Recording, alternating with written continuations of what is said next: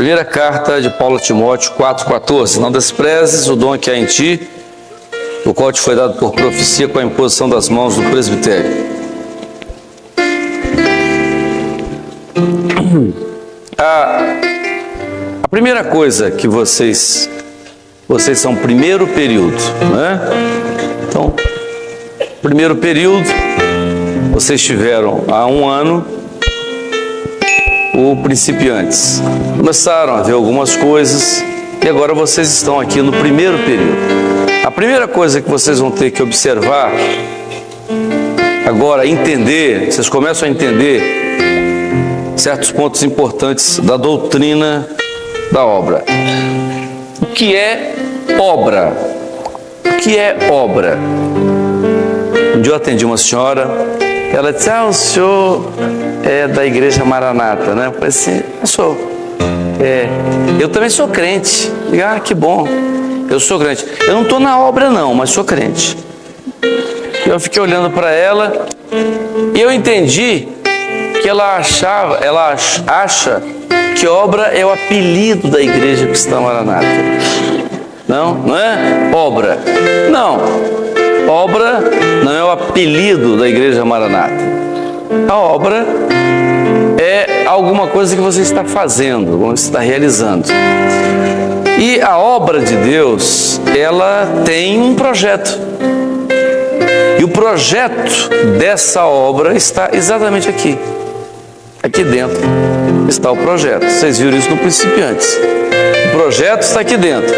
Você, para alcançar esse projeto, você precisa de uma coisa que se chama o quê?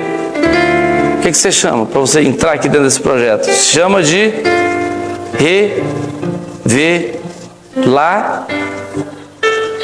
o quê? Revelação. Acertado. Né? Revelação. Isso, né? Tá igual aquela prova do vestibular, né? Quem descobriu o Brasil foi Pedro Álvares Brau, Breu, Bril, Brol, Bru. Não é? Teve gente que ainda botou Bril. Mas é tudo bem. Então, revelação. Então, você entra no projeto através da revelação. Então, a obra é a realização de um projeto. Então, que projeto é esse? O projeto que está na palavra. Como é que você entra nesse projeto? Você entra nesse projeto através da revelação. Então, qual a origem histórica da Igreja Maranata? Não, a Igreja Maranata surgiu de uma divisão, houve um racha na igreja fulano e tal. Não, racha coisa nenhuma. Como é que pode ser racha se a igreja começa com 11, 12 pessoas?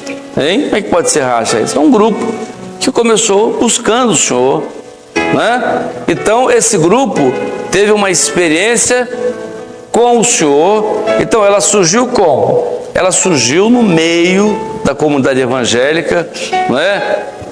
Como uma operação do Espírito Santo para uma obra que o Senhor estava realizando num momento profético. Que momento? É um momento, esse momento agora, que antecede a segunda vinda de Jesus, né? Então foi um acontecimento, como está no livro do profeta Joel, né? Derramarei do meu Espírito sobre toda a carne. Então, o que aconteceu conosco foi uma operação do Espírito Santo. E hoje, o que nós entendemos? Aquilo que, né, aquilo que foi dito lá na igreja, não é? O que Gamaliel disse? Olha, se essa obra é de homens, vai passar, não é? Mas se ela for de Deus, então nós não podemos. O que nós entendemos hoje? Uma igreja que cresceu, prosperou. Hoje nós somos, não é? Quase 8% da população do Estado do Espírito Santo. Vocês já tiveram ideia do que é isso? Não falando isso com soberba, não. Nós estamos falando isso para a glória e honra do Senhor. 8%, quer dizer, o número de conversões. Qual a nossa projeção? Nossa projeção é que nos próximos 2 a 3 anos nós venhamos atingir a faixa de 10% da população. Então, é 350 mil membros, né? Em média disso. Então, o que significa isso? Significa que há uma operação do Espírito Santo e um projeto que está sendo realizado. Um projeto que está sendo realizado. Então, o Espírito Santo está operando. O Espírito Santo está operando. é obra? O que é obra? A obra, ela é diferente da tradição e é diferente dos movimentos. O que é a tradição? A tradição, eu estou falando em igrejas evangélicas tradicionais, não? Aquelas igrejas da tradição. A tradição, ela tem duas vertentes. Os grupos tradicionais têm dois grupos dentro das suas igrejas. Um grupo chamado conservador, que é aquele preso a todas as tradições, mesmo de mais de 100 anos, né? A tradição, tudo bem, são conservadores. E os chamados modernistas, que são crentes modernistas, que assumem certas condições, né, de tudo mais. Está dentro da igreja tradicional e tal. Nós estamos longe disso. Como estamos longe também dos movimentos pentecostais. Por quê? Porque os movimentos pentecostais, eles seguiram linhas cada vez mais independentes. E às vezes foge muito da Bíblia, porque a ênfase a doutrinas isoladas. Por exemplo, cura, só cura. Então a ênfase é a prosperidade e tal. Então a ênfase isso daqui é expulsar o inimigo, essa coisa parecida. Então a ênfase a coisas assim. E o Senhor mostrou que a obra não é ênfase a um ponto, a obra é a ênfase a todo o projeto que está na palavra. Então os movimentos às vezes se perdem, né? Eu vi, por exemplo, há agora nos Estados Unidos coisas incríveis, né? O sujeito chega assim e diz assim: receberam o batismo com o Espírito Santo? Aí vem à frente, os que não são batizados com o Espírito Santo, aí vem à frente. Já foram batizados com o Espírito Santo? Aí dizem, não. Aí, cara, todo mundo lá, em volta, todo mundo em volta. Aquele tapete macio, acho que já é preparado, né? Tapete macio, aquele tapete. Aí, não receberam, não. Aí o pastor levanta a mão assim. Aí, cai todo mundo caído. Aí fica lá, aí o pastor... Todos batizados com o Espírito Santo. Assoprou, caiu. Eu digo, que força, né? Eu não sei se foi o vento ou se foi talvez o hálito, né? Pode ser também. Uma coisa. Não pode ser. Como é que pode ser um negócio daquele? Então você fica assim. Então, essas coisas. Então, a obra não tem isso. A obra, o batismo com o Espírito Santo é aquilo que está na palavra. Aquilo está na palavra. Ela tem uma característica da palavra. Então, as tradições, os movimentos, a ênfase a louvor, tudo louvor, e põe aqueles jovens desarmados a bater palma, pula e tal, tudo louvor, o pastor vai lá dar uma palavrinha, mas tudo louvor. Não, louvor existe, o Senhor nos ensinou o que é o louvor, o Senhor nos ensinou o comportamento do louvor, o Senhor nos mostrou a forma de adoração através do louvor, o Senhor nos mostrou o comportamento dos instrumentistas, dos grupos com relação ao louvor. O Senhor mostrou que o louvor é solene, é uma forma de adorar a Deus, não é uma forma de você querer fazer aquela coisa toda que não tem nada de adoração, não é? E coisa, então não é isso. Então o Senhor mostrou que nós éramos diferentes. Eu fui a um culto, era um culto público, as autoridades nos chamaram, foi chamado, que quem tinha sido convidado foi Altair ligou para mim e disse, não, você tem que ir comigo, porque o proprietário disse que você vai lá junto comigo e tal. Rapaz, mas tem, você vai, eu fui. No culto eu tive vontade, durante o culto eu tive vontade de matar, é pecado ter vontade de matar, mas eu tive vontade de matar Altair. Eu cheguei lá, ver aquela coisa toda, prefeito, você vai pregar? Eu digo, não, senhor, eu só vim para visitar, estou representando aqui a igreja, aqui, tá bom. Aí eu vou do cidadão lá pregar, mas antes tinha louvores. Aí então, lá um político lá que também é evangélico, você trouxe um grupo de louvor, o grupo de louvor entrou. Quando entrou o grupo de louvor, era um grupo tempero, não sei de quê. Então, com aquele negócio, a roupa branca com a cara pintada. Aqui tinha uma parte assim, rosa, aquele rosa choque, aquele rosa com os negócios de purpurina. O outro lado tinha só o olho pintado, era uma máscara, aquela roupa esvoaçante, aquela coisa toda transparente, com uma roupinha pequenininha por baixo, e aquela coisa toda. Aí entraram dançando aquele negócio, pezinho pra lá, pezinho pra cá, e aquele coisa e tal, e Jesus é bom e tal, e eu digo, eu olhei pra cara de Altair disse, vamos clamar. Eu digo, vamos clamar? Não, você não tinha que me botar aqui, entendeu? Vamos clamar. Agora, clamar, eu estava na dificuldade. Então vejam, o Senhor mostrou nessa obra que o Senhor não queria isso. O Senhor não queria isso. Então, a obra, ela tem uma característica, ela tem uma postura, Então, a diferença entre a tradição da obra, os movimentos para a obra, não estamos falando mal dos irmãos, ele está falando mal dos irmãos, não. Nós temos irmãos lá nas igrejas pentecostais, temos, né? Servos de Deus, claro. Mas nós estamos mostrando, falando aqui para os irmãos, a experiência que o Senhor nos deu. O Senhor nos chamou para uma obra e o Senhor disse, eu quero corrigir nessa obra todas as falhas. Então como que o Senhor corrige? Nos corrigindo. Porque se o Senhor não nos corrigisse, nós estaríamos dançando também, pulando, que coisa maravilhosa, glória a Deus e tal. Quem não gosta, né? Eu também gosto. Não é? Então, vejam, mas o Senhor nos corrigiu, eu não quero assim, eu quero assim. Por quê? Porque a obra tem um governo, e o governo é do Espírito, né? Então, tradição dos movimentos, obra do homem e obra do Espírito. O que é a obra do homem? Eu estava em casa, cheguei em casa e passou um irmão lá e me entregou 2 folhas, disse, companheiro, eu tenho aqui, eu escrevi sobre aquela aula que você dá no Manaim, sobre, né, a obra e realização de um projeto, para você colocar na sua aula.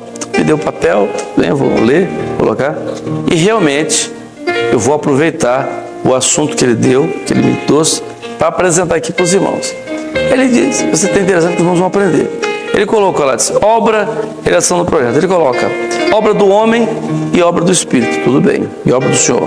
Então, a obra do homem, ele coloca lá, obra do homem, construção de estradas, shoppings, prédios, viadutos. Essas são as obras do homem. A obra do Espírito, dons espirituais, batismo com o Espírito Santo, cântico espiritual. Eu disse, amém, vou levar para mostrar que esse irmão não entendeu absolutamente nada. Então, vejam, obra do homem, o que é a obra do homem que nós falamos?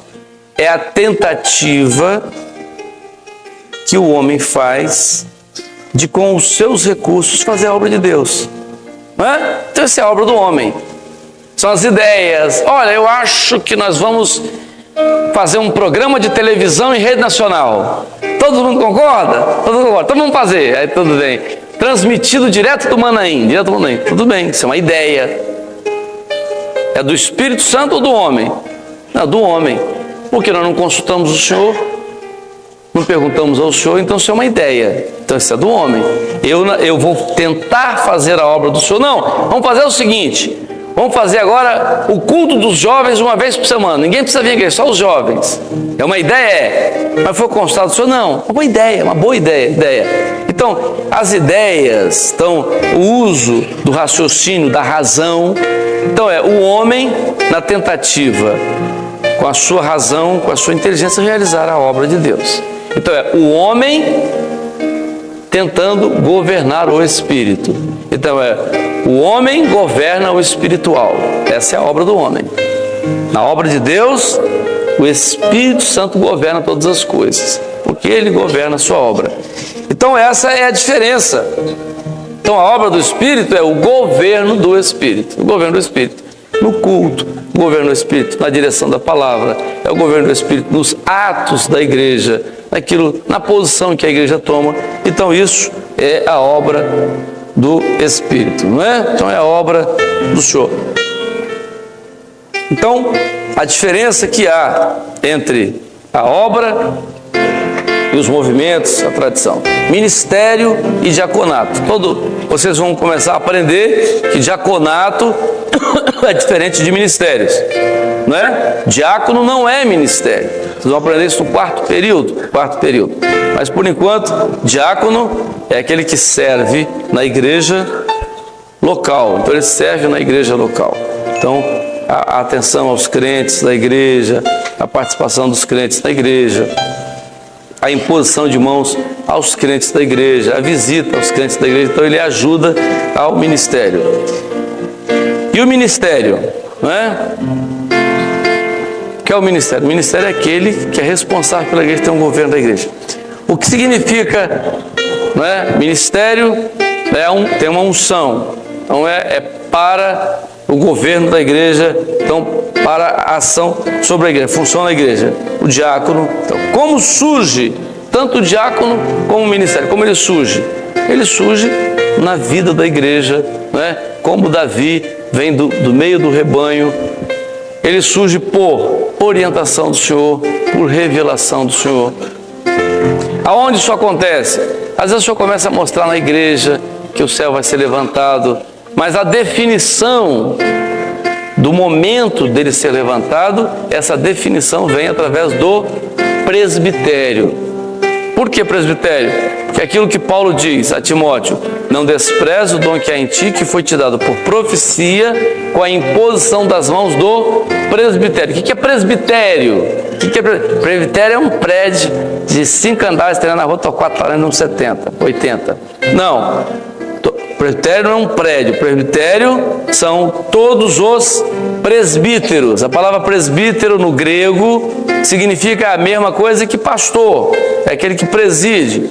Então vamos lá. Então todos os pastores juntos, eles formam o presbitério. Você pode dizer assim, o presbitério aqui reuniu aqui em Vila Velha, reuniu aqui em Vitória, reuniu aqui no norte do estado, reuniu no sul. Então são os pastores. Agora, tem comissões, né? O presbitério tem uma administração, um grupo de pastores para observar certas coisas, um grupo. Então, as regiões, as coordenações, mas o presbitério são todos os pastores. Então, isso. Qual a função do presbitério? A função do presbitério é coordenar todas as coisas, não é? O aperfeiçoamento dos ministérios. Qual a função do ministério? O ministério é na igreja.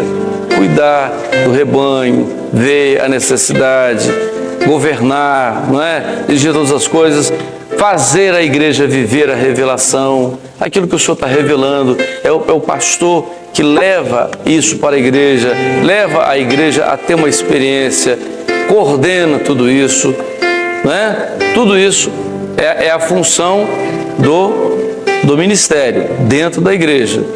Como surge, já falei. Então, presbitério, conceito, já disse qual o conceito, passei na frente, falei, né? O conceito do presbitério são todos os pastores, né? Todos os pastores. Então, a função do presbitério, então, além da função principal, primordial, é espiritual. Como? Então, a igreja, uma área não está bem. Então, o Senhor está revelando que uma área não está bem. Então, o presbitério, através dos pastores, qual a área que não está bem? Tá, a área que não está bem, a área aqui. Então, vamos dar uma atenção especial a essa área, ver quais as necessidades. Não, tem um problema aqui, tem um problema. Tem alguém aqui, tem algum obreiro que não está andando segundo a direção do Espírito Santo? Pode ter. Às vezes, por quê? Porque Paulo fala que Paulo teve oposições. Sabiam? Você vê a Bíblia, Paulo teve oposições. Demas foi oposição a Paulo, não é? E tantos outros lá que foram. Lá o fabricante lá de lata, como é que era? O latoeiro, não era? Alexandre foi opositor a Paulo também. Então você tem alguém que está aqui e essa pessoa não está dentro daquilo que o Espírito Santo está orientando, está revelando, então quem vai cuidar disso aqui é o presbitério. Na igreja local, nada não, o presbitério que vai cuidar. E nós temos a experiência, às vezes, quando o presbitério vai, cuida, é ruim, é quando o Senhor diz assim: deixa essa vida comigo. Aí quando o Senhor fala assim, fica ruim, a gente fica preocupado. porque sabe que alguma coisa vai acontecer, aquilo que a gente não quer. Cabe ao presbitério o aperfeiçoamento dos ministérios. Os ministérios sofrem um aperfeiçoamento, não é? Por quê? Porque há momentos, por exemplo, nós estamos agora aperfeiçoando as grandes evangelizações. Nós estamos movimentando, em média, os irmãos terem ideia, nós movimentamos na Grande Vitória, no mês de março, 30 mil crianças. Imagina o que é isso? 30 mil crianças.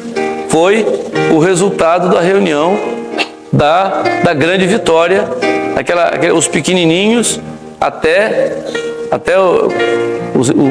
os intermediários, né? E adolescentes. Então, 30 mil. Isso é uma quantidade. Nas evangelizações, nós estamos movimentando aqui dentro de Vitória em torno de 100 mil pessoas, na Grande Vitória.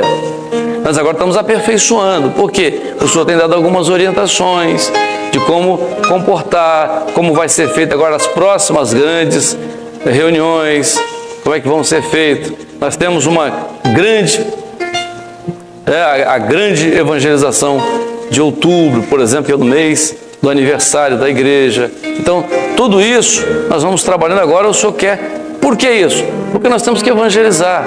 É a igreja que cresce. Cada culto nosso, o presbitério hoje tem uma preocupação muito grande com os cultos, né? Com os cultos. Então, às vezes os cultos dizem assim, por que vocês têm preocupação com cultos assim? Não, porque a obra, ela atinge todos os setores da sociedade.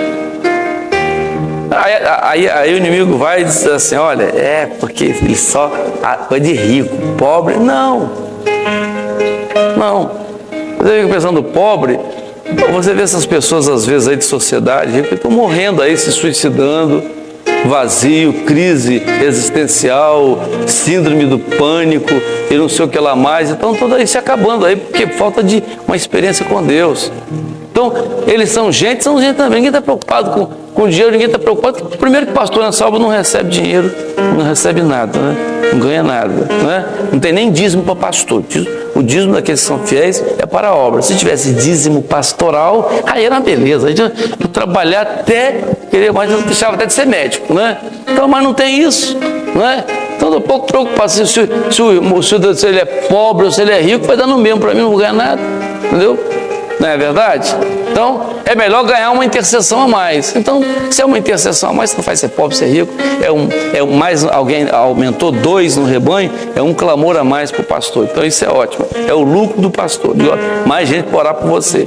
Então, isso é exatamente a nossa preocupação. Então, o presbitério, ele se preocupa em aperfeiçoar. Você não pode ter certas coisas, né? O pastor, às vezes, ou o obreiro, às vezes fez uma coisa que não é da obra, não é o Senhor já nos corrigiu disso, né? Às vezes um culto especial, você pega um culto de casamento, o culto de casamento ele tem uma linha que o Senhor deu, o Espírito Santo deu. Aí você pega o camarada, muda aquilo ali. Aí, não, vamos fazer diferente, hoje para ficar rotina. O noivo vai olhar para a noiva e vai fazer uma declaração. Ele segura a mão da noiva, eu te amo de todo o meu coração. E ela, querido, você também foi a luz que brilhou na minha vida. Mas que coisa mais, o seu Espírito Santo não quer que a obra seja ridícula. Então não há mais motivo para isso. Então, você pega um obreiro desse, meu irmão, você fez uma doideira, você foi maluco, você foi doido. Por que você faz uma miséria dessa? O Senhor já mostrou que não quer mais isso, né? E essa aliança que eu tomei aqui do noivo, que não tem começo nem fim, porque o amor também não tem começo nem terá fim. Grande coisa, esses clichês, o Senhor já nos libertou disso. Então o presbitério atua, chama atenção, igual não é assim, o Senhor é assim, a mensagem para isso, né? Morreu, a família vai, está triste, então você vai lá, como ouviu uma pessoa estava me dizendo, foi num culto aí, numa determinada igreja aí, né, da obra, né? Eles vão entregar uma mensagem lá e tal, dia de sepultamento, foi pregar sobre Lázaro. Lázaro. Irmãos, Lázaro estava há 4 dias. 4 dias, você imagina, aquela carne já está toda lanchando, né? Aquela coisa já em estado elevado, grande estado já de decomposição, né? 4 dias. Então, e os familiares ali. Então você vê, então, isso na obra, se batesse isso na obra, o pastor ia ser crucificado de cabeça para baixo. Por quê? A obra é ética, então cabe ao presbitério isso, é função do presbitério. Todos os pastores. É o aperfeiçoamento. Eu erro, eu errei, mas o Senhor mostrou ali a 2, 3 companheiros meus e disse: olha, isso aqui você errou. Nos movimentos você tem um líder, o líder é intocável. Na obra não, a obra é corpo. Então nós somos aperfeiçoados, nós somos corrigidos. Então o presbitério se encarrega disso, é o aperfeiçoamento dos ministérios. Então os ministérios estão sendo aperfeiçoados. No começo da obra nós tínhamos coisas incríveis. Você entregava dom de púlpito assim. Eu tive uma visão com aquele irmão ali. Eu vi aquele irmão ali, cego, com um chapéu preto na cabeça. Então, o irmão fica para morrer de raiva, né? Então o dom foi uma opressão para ele, não foi uma bênção. Então isso o Senhor corrigiu, tirou do nosso meio. Nós tínhamos no nosso meio coisas, pessoas que gritavam e tal, eu dizia: não, devagar, não quero a mensagem desse jeito, quero a palavra, né, ponderada, colocada, tal. Então isso, o aperfeiçoamento, o tipo de mensagem, como se prega, fala e tal. Então isso é um processo e nós não terminamos esse processo. Nós, que eu digo, é o Espírito Santo em nós, né? Então esse processo continua, o Senhor continua nos aperfeiçoando, o Senhor continua, né, nos corrigindo, porque a obra vai atingir a estatura de varão perfeito, né? É o que Paulo escreve aos Efésios. A organização, a obra tem uma organização, como se diz assim, humana? Tem, porque precisa ter. Jurídica, tem um estatuto. Só que o estatuto foi todo dado por orientação do Senhor. Tanto é que essa nova mudança aí no Código Civil, para nós, pouca coisa. Por quê? Porque nós já tínhamos um estatuto preparado, consultado ao Senhor, o Senhor colocou, não é? E tal, não temos nenhuma preocupação com isso. E isso é por quê? É porque precisa, a lei exige isso, exige. A lei exige, como organização, se para a lei precisa, nós fazemos porque nós atendemos o que a lei pede. Não que seja importante. Para dirigir a obra, não. Quem dirige a obra é o Espírito Santo. O estatuto é aquilo que existe para simplesmente para aquilo que é o compromisso que tem com a lei. Tudo bem, nós cumprimos a lei como todo mundo tem que cumprir a lei. Então, lei é lei, nós somos também, a Bíblia nos ensina a sermos cumpridores da lei. Então nós temos o estatuto como a lei manda. Mas quem dirige não é o estatuto, quem dirige é o Espírito Santo. Não é? Então é isso que nós entendemos. A diretoria tem presidente, vice-presidente, primeiro secretário, tem tudo isso. Mas quem manda? O presidente disse que é para comprar uma propriedade na Praia da Costa. O presidente disse.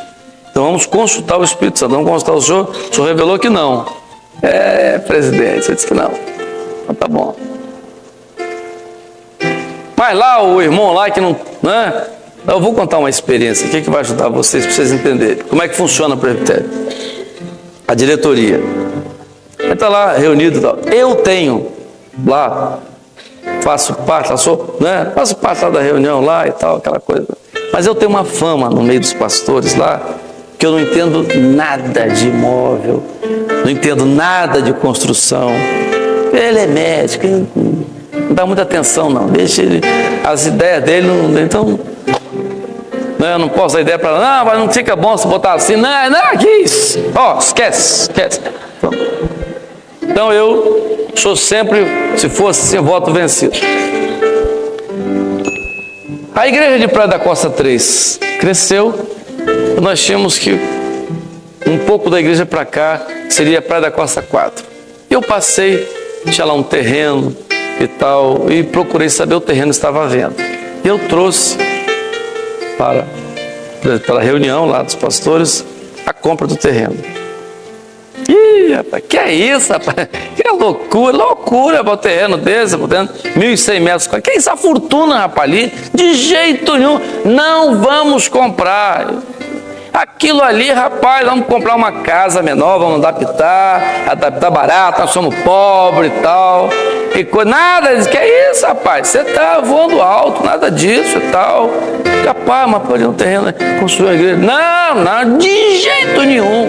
Você está fora da realidade. Tá bom, tá certo. Não. Mas senhor, será que é assim mesmo? Aí eu cheguei em casa, orei lá, abri a palavra e disse assim. E ele se pôs no meio do terreno e fez um clamor. Eu digo, é assim, então eu vou para lá. Parei o carro lá, vim lá do trabalho, parei o carro lá, fui lá no terreno lá, digo, senhor quer fazer um clamor? Fiz um clamor lá no terreno. Clamor, fui embora.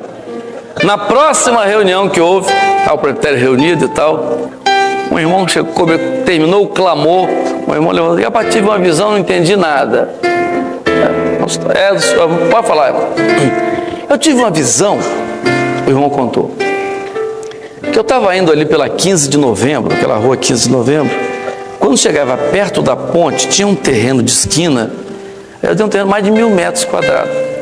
E eu via Gedeuti em pé, olhando assim, disse, misericórdia, a gente não podia perder esse terreno, meu Deus. Não podíamos ter deixado de comprar esse terreno. Aí eu olhei para a cara do pessoal assim... É aquele terreno, eu digo, é aquele terreno. Aí compramos o terreno e a igreja está construída lá, entendeu? Então eu disse, glória a Jesus, Senhor, ainda bem que esse povo não manda, porque se esse povo mandasse, não tinha comprado. Então o que aconteceu? Pelo menos uma vez na vida eu ganhei assim. Por quê? Porque o Senhor dirige todas as coisas. Então é um governo do Espírito Santo. Então tem pessoas que entendem, é bom isso. As pessoas que conhecem, bom, pessoas sabem como é que funciona, está tudo certo. Mas a resposta, ela vem do Senhor. É por isso que às vezes nós dizemos para os irmãos, olha, quando na sua área você consultar uma coisa ao presbitério e houver uma resposta negativa, não abra sua boca. Porque se aquela resposta foi negativa, porque o Senhor falou. O Senhor falou. Então aí você levanta a sua voz e fala contra o Espírito Santo, vai ficar ruim, não é? Então você tem que ver exatamente isso. Então você tem estatuto, você tem a diretoria, está tudo certo. Finanças, não é? Finanças, tem. Então, rapaz, tem tanta gente para assinar lá que assina. Nós tivemos uma auditoria da Receita lá dentro do presbitério, ficou 8 meses lá fiscalizando, que saiu de lá, deixou lá uma nota de elogio ao presbitério, à organização, né? Então por que isso? Porque a igreja é séria. A igreja é séria. Então ela tem as suas finanças, elas são todas canalizadas para as necessidades da obra. Necessidade.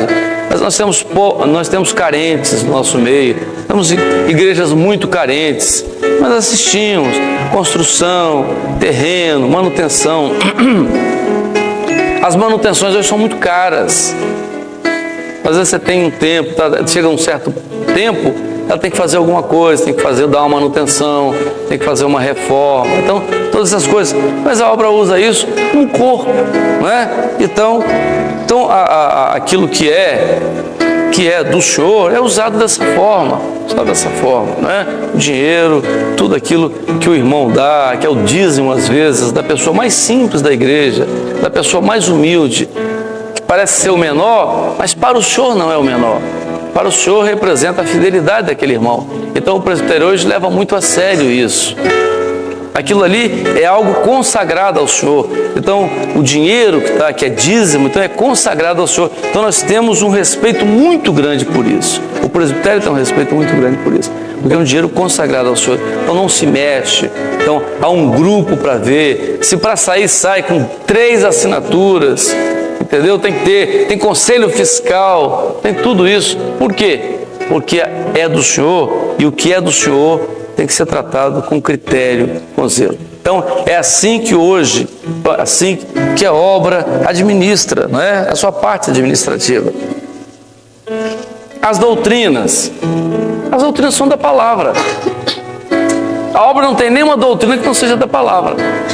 Todas as doutrinas são da palavra.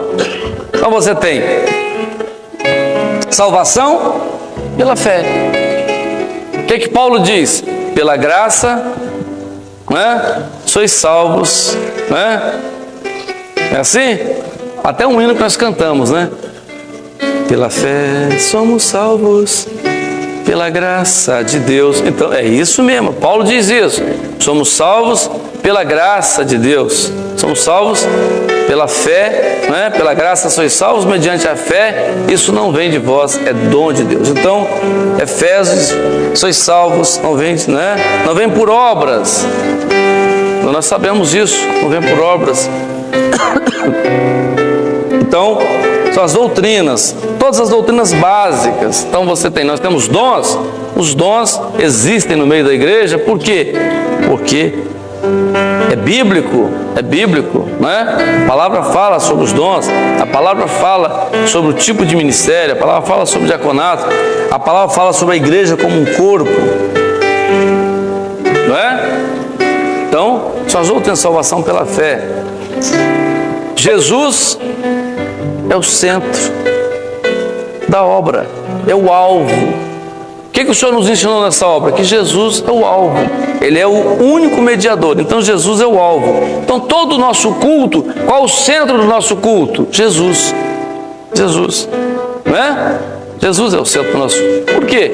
Porque através de Jesus nós chegamos ao Pai em Espírito, então é a Trindade. Nós chegamos ao Pai em Espírito, que é o Espírito que está operando na vida da igreja, através de Jesus, que é o mediador. Então, o alvo no culto é Jesus, é a figura de Jesus. Então, a ênfase é o nome de Jesus, toda a glória, toda a honra, então, ao Senhor. Então, tudo isso, a Trindade. Então, é isso que é a palavra. E Jesus, o mediador, não tem outro mediador. Jesus é o mediador. Então, é bíblico isso? É bíblico, porque há um só Deus e um só mediador entre Deus e os homens, Jesus Cristo, homem. Então, isso nós entendemos. Entendemos. Bíblia, única regra de fé e prática. Aquilo que Lutero já disse no século XVI, quando ele se rebelou contra a venda das indulgências lá.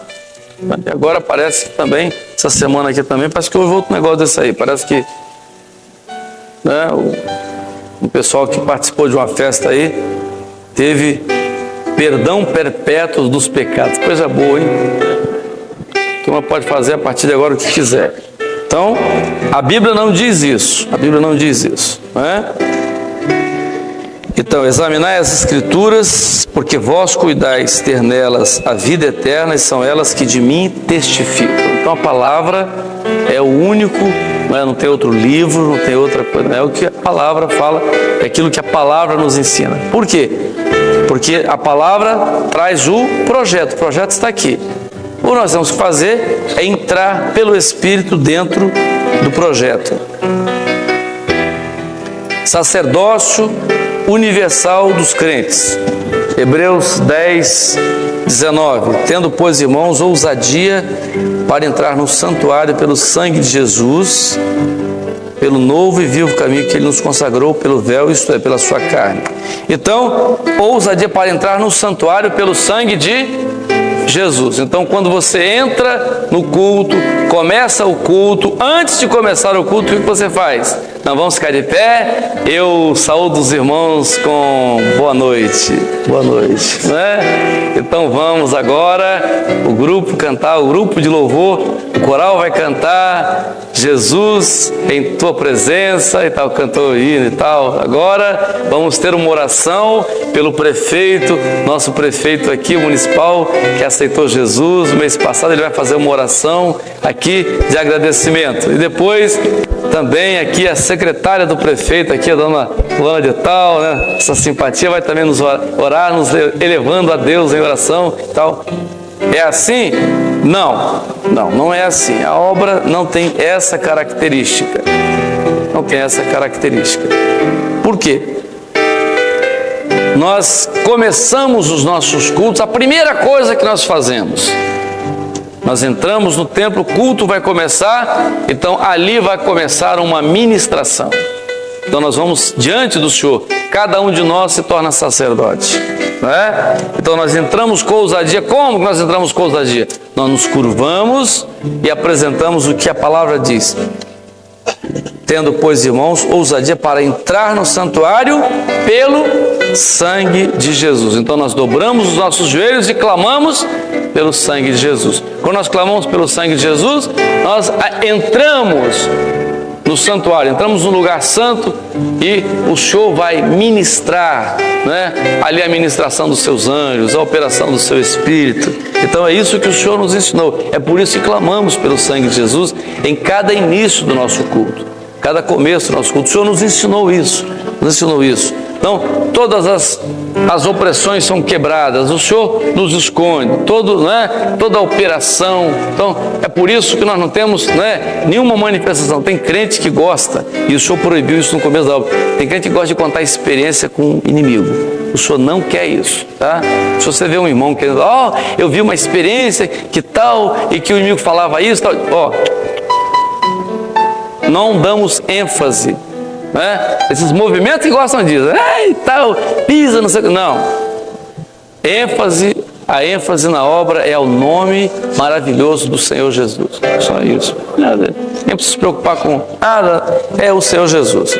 Então a ênfase é a figura de Jesus. Pelo novo e vivo caminho que Ele nos consagrou pelo véu, isto é, pela sua carne. O homem vai diretamente a Deus, não precisa de intermediários. Os intermediários, vocês já viram isso lá no principiante. Concluindo, batismo e ceia são as duas grandes festas da igreja, que eu acho.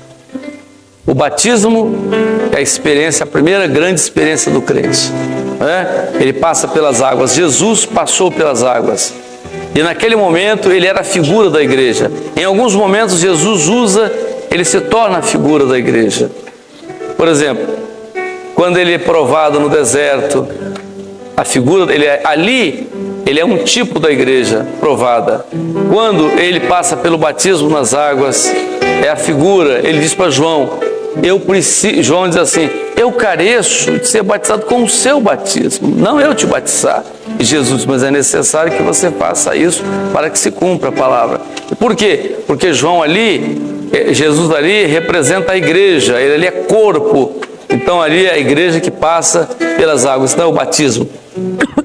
Experiência do batismo, então, que é a nossa grande festa. E a segunda é a ceia. O que é a ceia? A ceia é a identificação do novo pacto. Quando rompe-se o velho pacto, o pacto da velha dispensação, quando na Páscoa era o cordeiro, o pão e as ervas amargosas. Cordeiro, na Páscoa do judeu era cordeiro, pão, asmo e ervas amargosas. Então Jesus vem na ceia e substitui a Páscoa. Todo aquele cerimonial da Páscoa foi substituído para a igreja quando ele transforma a Páscoa na ceia, e a ceia foi pão e vinho. Por que pão e vinho? Porque o pão identifica a palavra. A palavra, o pão é Jesus. Então ele está falando da palavra no Velho Testamento e a palavra no Novo Testamento. Então é a palavra, o Velho e a Nova Dispensação. Então ali é o pão. O cordeiro, não tinha o cordeiro sobre a mesa. Por que não tinha o cordeiro sobre a mesa? Porque João já havia apontado para Jesus e dito: eis o Cordeiro de Deus que tira o pecado do mundo. Então o cordeiro era o próprio Jesus que estava ali, não é? E ele tira as ervas amargosas e substitui as ervas amargosas pelo vinho. Por quê? Porque o profeta diz: pelas suas pisaduras nós fomos sarados. Então a erva amargosa significava o sofrimento do povo. Então ele tira o sofrimento, o nosso sofrimento, e coloca o vinho. Ou seja, o seu sangue substitui o nosso sacrifício, o nosso sofrimento. Então é por isso que a igreja tem numa ceia um ato extraordinário da identificação da igreja como corpo e desse pacto que é no sangue de Jesus, que é o novo pacto, que é a nova aliança. Então, por isso as duas festas, batismo e ceia, são as duas festas importantes da igreja. Vamos cantar esse hino pela fé e depois vamos encerrar.